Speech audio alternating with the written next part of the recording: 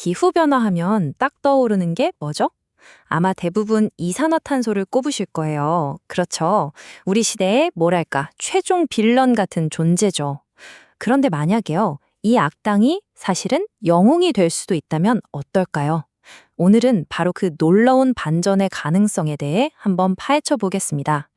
네, 맞아요. 이산화탄소 하면 보통 이런 공장 굴뚝에서 나오는 뿌연 연기, 이런 이미지를 떠올리게 되죠.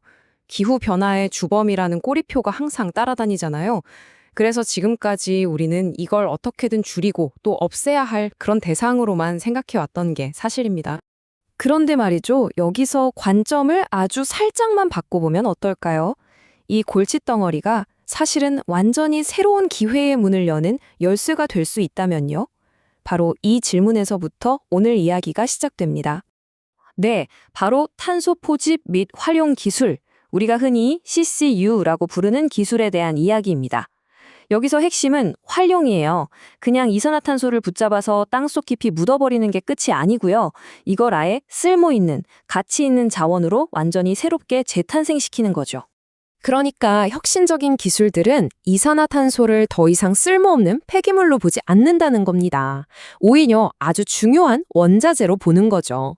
자, 그럼 이 골칫덩어리 이산화탄소를 어떻게 보물로 바꾸는지 그 4가지 주요 방법을 지금부터 하나씩 뜯어보겠습니다. 자, 첫 번째 방법입니다. 바로 기체를 단단한 돌로 만들어버리는 거예요. 네, 진짜 돌이요. 이걸 광물 탄산화 기술이라고 부릅니다. 이 기술에서 정말 흥미로운 지점은요, 이게 완전히 새로운 걸 만들어낸 게 아니라 자연에서 수백만 년 동안 일어나는 과정을 그대로 흉내낸다는 거예요. 포집한 이산화탄소를 칼슘이나 마그네슘이 풍부한 광물이랑 반응시키는 건데요. 그러면 이게 화학적으로 아주 안정적인 탄산염, 그러니까 우리가 아는 돌의 형태로 바뀌어서 영원히 갇히게 되는 거죠. 이거야말로 진짜 현대판 연금술 아닌가요? 눈에 보이지도 않던 가스가 손으로 만질 수 있는 단단한 고체가 되는 거니까요. 이 추상적인 과학 원리가 실제 우리 눈앞의 물질로 딱 바뀌는 바로 그런 순간을 보여주는 거죠. 자, 그럼 이 탄소 돌멩이로 뭘 할 수 있을까요? 놀라지 마세요. 생각보다 우리 주변에 아주 가깝게 쓰입니다. 우리가 매일 밟고 다니는 보도블럭이나 집을 짓는 벽돌, 또 시멘트를 만들 때 들어가는 첨가제로도 변신하죠. 근데 여기서 더 대단한 게 있어요. 이 돌을 만들 때 제철소에서 나오는 찌꺼기인 슬래그나 오래된 폐콘크리트 같은 산업 폐기물을 원료로 쓴다는 점입니다. 그러니까 폐기물도 처리하고 탄소도 잡고, 야, 이건 정말 일석이조죠? 하지만 이산화탄소를 그냥 돌로만 만드는 한 아니에요. 자, 두 번째 길을 한번 볼까요? 이번에는 좀 더 복잡한 화학을 이용해서 탄소를 우리가 아주 잘 아는 그런 현대적인 소재들로 재탄생시키는 방법입니다. 가장 대표적인 예가 바로 플라스틱입니다. 지금까지는 당연히 석유에서 원료를 뽑아서 플라스틱을 만들었잖아요.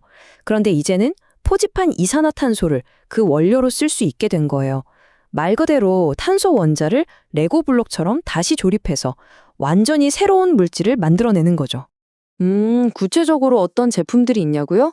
예를 들면 우리 집 가전제품의 단단한 케이스를 만드는 폴리카보네이트나 침대 매트리스 속 푹신푹신한 폼 아시죠? 그게 폴리우레탄인데 이런 것들을 이산화탄소로 만드는 겁니다. 제품 자체가 탄소를 머금고 있는 셈이죠. 여기서 더 나아가서 다른 수많은 화학 제품의 기본 재료가 되는 메탄올 같은 것도 생산할 수 있습니다. 자, 세 번째 방법은 살아있는 생명체의 힘을 빌리는 겁니다. 아주 작은 생명체, 바로 미세조류를 이용하는 건데요. 이 친구들이 이산화탄소를 정말 좋아하거든요. 아주 맛있는 먹이라고 생각하는 거죠. 지금 보시는 이 복잡한 장치가 바로 광생물 반응기라는 건데요. 쉽게 말해서 미세조류를 키우는 최첨단 스마트팜이라고 생각하시면 돼요. 여기에 이산화탄소를 쑥 불어넣어주면 미세조류들이 그걸 먹이 삼아서 아주 왕성하게 자라나는 겁니다. 과정은 의외로 간단합니다. 일단 물에 이산화탄소를 녹여서 미세조류에게 밥을 주는 거죠. 그럼 얘네들이 햇볕을 받아서 광합성을 하면서 정말 폭발적으로 그 수가 늘어납니다. 이렇게 잔뜩 불어난 미세조류를 수확해서 기름을 쫙 짜내는 거예요. 그리고 이 기름을 잘 정제하면 우리가 쓸 수 있는 연료가 되는 거고요. 이렇게 해서 얻는 결과물이 정말 대단합니다. 당장 비행기를 띄울 수 있는 바이오 항공유나 자동차에 넣는 바이오 디젤 같은 미래의 에너지를 얻을 수 있고요. 여기서 끝이 아니에요. 기름을 짜고 남은 찌꺼기 있죠. 이게 또 단백질 덩어리라서 아주 훌륭한 동물 사료로 재탄생합니다. 버릴 게 하나도 없는 거죠. 자, 이제 마지막 네 번째 길입니다. 이건요, 지금까지 살펴본 방법들이랑은 결이 좀 달라요. 가장 단순하면서도 어떻게 보면 가장 직접적인 방법이라고 할 수 있습니다. 여기서 이런 질문을 한번 던져보는 거예요. 이산화탄소를 굳이 돌이나 플라스틱 이런 다른 물질로 바꾸지 않고 그냥 이산화탄소 그 자체로 쓸 수는 없을까? 네, 정답은 당연히 가능하다입니다. 사실 이산화탄소는 이미 여러 산업 분야에서 아주 유용하게 쓰이고 있어요.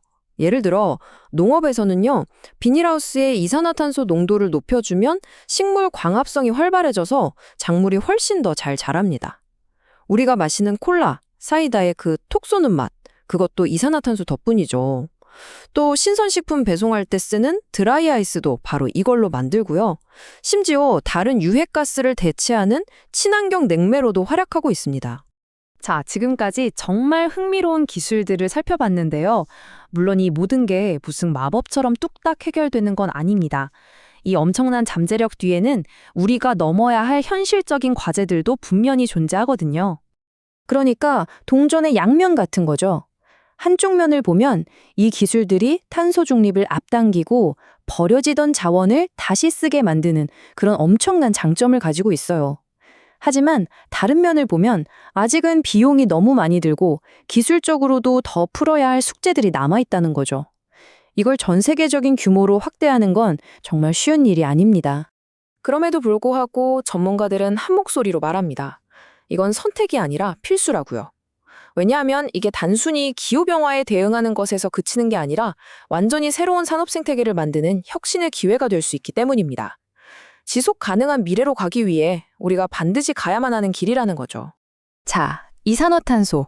오랫동안 우리 기후 이야기에서 미움받는 악당 역할만 해왔습니다. 하지만 오늘 우리가 함께 살펴본 것처럼 어쩌면 이 악당이 우리 미래를 구원할 예상치 못한 영웅이 될 수도 있지 않을까요? 그 마지막 페이지를 어떻게 쓸지는 이제 우리 모두의 선택과 노력에 달려 있습니다.